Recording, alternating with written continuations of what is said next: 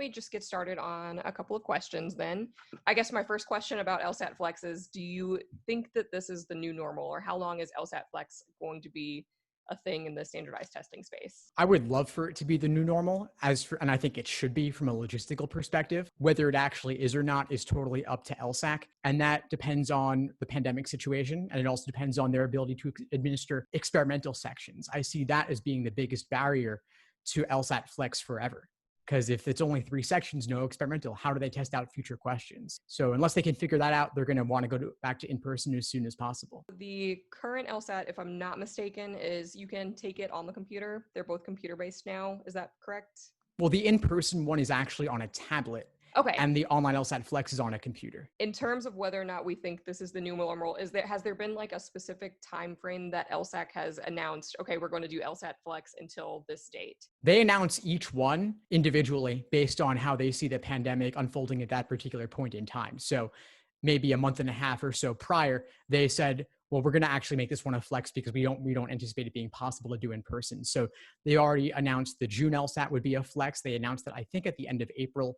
They decided on the July LSAT Flex towards the end of May. And so August, they're still planning on in person, but who knows? We'll probably find out in a month or so. Pretty terrifying, I think, from a student perspective and just not knowing what you're going to get. What is the online proctoring experience like? So they're using a company called ProctorU, which also has done several other online exams like advanced placement for high school, the GRE and the GMAT. They're the major game in town for this. And they require that you be on camera and in the field of view the entire time. There's no leaving to go to the bathroom. And that's part of why LSAT Flex is shorter than the regular LSAT. No breaks under normal testing conditions. If you have like your roommate interrupt and shout the answer's B, that's a major problem. Or if a significant other walks in, that's an interruption that they don't love for it to happen.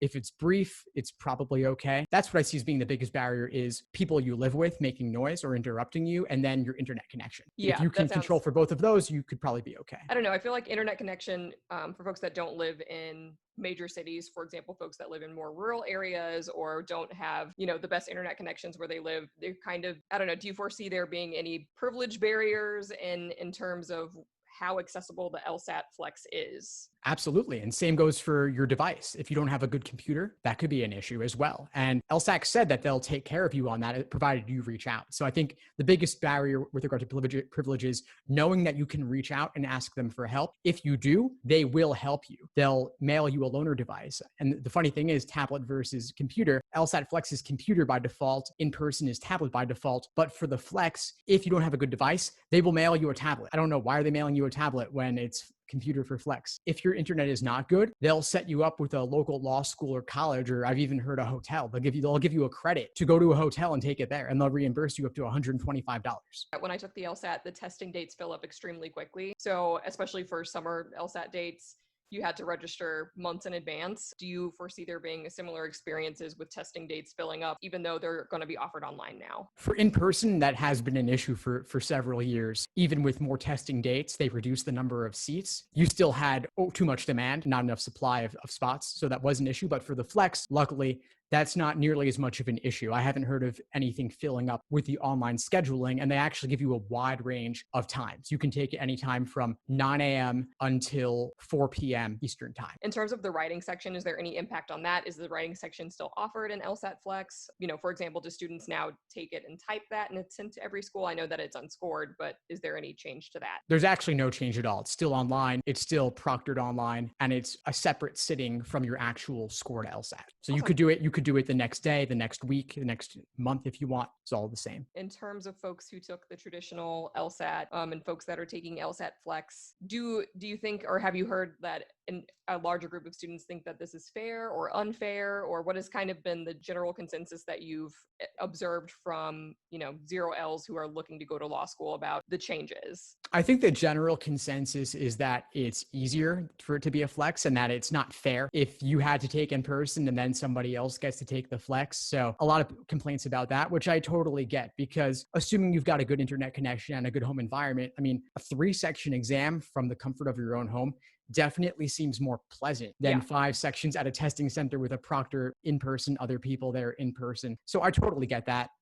And there's also the perception that because it's shorter and only one logical reasoning section, that it's easier content. The people at LSAC, they're psychometrics experts. They really make a big effort to make sure the LSAT is fair, and no two test administrations are vary in difficulty at all, that they should be the same. And I don't think LSAC would put this out if they didn't really believe that. They want everyone to perceive a flex score the same as a regular score. And admissions, by the way, is also confirmed they will view them the same. As someone who didn't take the LSAT and for very specific reasons of having testing dates kind of fill up and having to kind of do a lot of dancing around the logistics. Part of what made me more attracted to the GRE was the exact things that LSAT Flex offers, being able to take it at a time that is convenient for me, or being able to take it on a computer. At the time when I took the LSAT, it was only paper-based.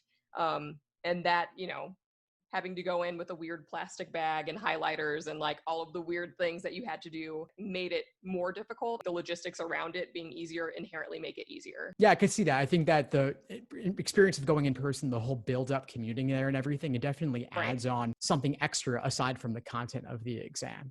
There's a lot of uncertainty, obviously, around COVID and law school and testing in general. Folks are just doing the best they can right now. But I think that wraps up most of my LSAT Flex questions. So online law school, you're starting law school this fall under very uncertain circumstances. How are you feeling about that, not knowing, or do you know what it's going to be? So I don't know. I know that a lot of schools have yet to announce, and a lot of them are playing it by ear. I am in a really unique situation in that I'm going to be in the evening program at Georgetown. So I will be working full time and going to law school in, Monday through Thursday in the evenings. For someone like me, I'm actually looking forward to having more flexibility around my class schedule and how accessible it's going to be for me. For folks that are looking for a more traditional experience in law school, I think it can be a huge letdown. To me, one of the biggest aspects and the biggest selling points of law school generally is the network of people that you're going to meet there. And if everything for your first year, which is arguably, at least from what I've heard, one of the hardest years, and you don't have that collective struggle with your classmates, I think it can have a kind of negative impact on someone's overall law school experience. I'm also concerned about the learning curve, but overall, I think I'm as zen as I can be about it. That's all you can do. Have they communicated anything specific about helping you through that transition? There hasn't been much communication around, if you don't have Zoom already,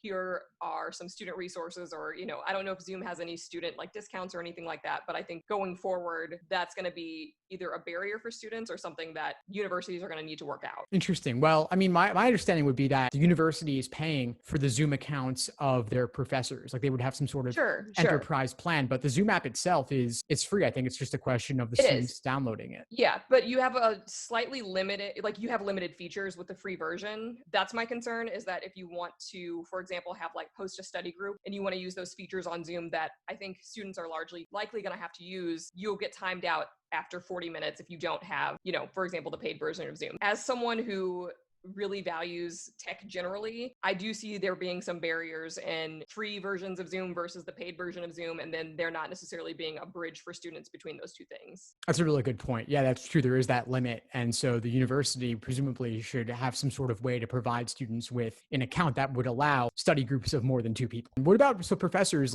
teaching online? I would imagine that it doesn't translate exactly as it should. I would imagine so. So I did some outreach to current Georgetown Law students who gave me some mixed reviews on what their experiences were like, kind of switching to online for the past semester. One student said that their professor restructured the entire class to be centered more towards online teaching, and that worked really well, versus another professor who didn't necessarily make those efforts, and the experience was not a good one for them. So it was a little more challenging. I also fear generational knowledge, knowing how to operate certain technology or having it just come as a second nature. And then there also can be professors that just really aren't in tune with online learning generally, and who don't necessarily take it as seriously, and that could be the same experience with students too. So this is not to put all of the blame on professors in any way. I feel like they kind of have to change it up, because if they just lecture, then why not teach that class once and only once, record it, and then no need for it ever again? Then you can do the flipped classroom thing in the future.